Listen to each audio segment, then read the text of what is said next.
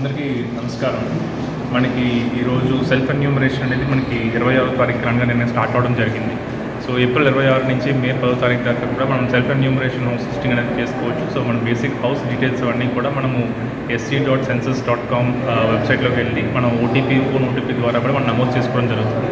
దీనివల్ల ఎన్యూమరేటర్స్ అందరూ కూడా వచ్చేటప్పటికల్లా ఈజీ అవుతుంది అండ్ మన డేటా కూడా మనమే ఫిల్ చేసుకుంటాం కాబట్టి కాన్ఫిడెన్షియల్గా కూడా ఉంటుంది.